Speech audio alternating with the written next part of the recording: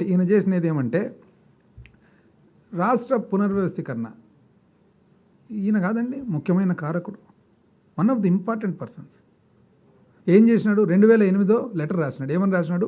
Polit bureau of Telugu Desam party has discuss thoroughly on the conclusions arrived by the core committee and agree to the recommendation favour of Telangana state. Telangana చేయండి అని చెప్పి 2008 లక్షణంగా ఈయన రాసినాడు.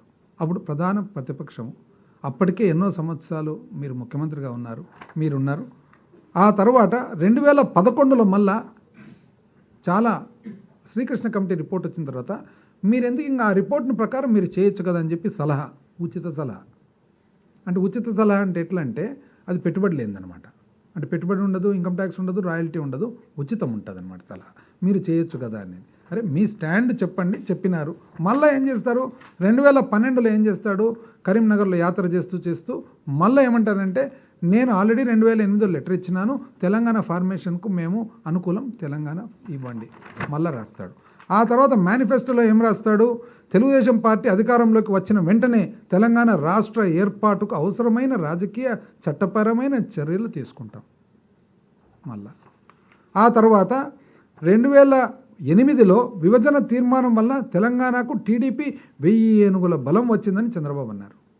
1000 ఏనుగుల బలం వచ్చిందంట ఆ తీర్మానం చేసినందుకు, తెలంగాణ ఇవ్వమని చెప్పి తీర్మానం చేసినందుకు.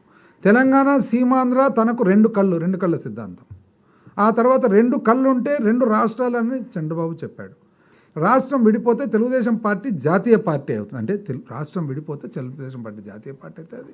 ఇది 2 కళ్ళ సిద్ధాంతం. అందుకని అప్పుడు కేసీఆర్ ఏమన్నారంటే అసలు నాకు అర్థమే కావడం లేదు, ప్రజలు ఇంత అమాయకులా అన్నాడు కేసీఆర్. ఎందుకంటే అదే తెలుగుదేశం పార్టీ ఆఫీస్ బంజారా హిల్స్లో అదే షామియానాలు, అదే సర్వలు, అదే అండాలు సమైక్యాంధ్ర మూమెంట్కి వస్తాయి.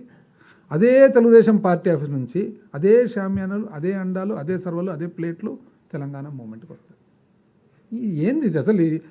ఏ విధంగా ఈయన అసలు ఇది చేయగలుగుతున్నాడు? ప్రెస్ కూడా ఎంత మోస్తుంది అసలు, ఎంత బ్యూటిఫుల్గా. నాకైతే ఆశ్చర్యంగా, నాకు ఇది చూస్తే ఏమైపోతుందంటే ఒకసారి ఇండియా పాకిస్తాను క్రికెట్ మ్యాచ్ జరుగుతుండే అప్పట్లో, బాగా మొదటి నుంచి మనకి ఎక్కువ ఇది కదా జరిగేటప్పుడు. అప్పట్లో ఇమ్రాన్ ఖాన్ నుండి నాకు ఒక్క కపిల్ దేవ్, ఒక గవాస్కర్ ఉంటే నేను ప్రపంచంలో ఏ టీంనైనా జయించగలుగుతాను అన్నాడు అనమాట. అంటే దాని గురించి కామెంట్స్ గవాస్కర్ని అడిగినారు, మీ కామెంట్స్ ఏమంటే నాకు 2 పాకిస్తాన్ అంపైర్లు ఉంటే ఏ టీంనైనా జయించగలుగుతాను.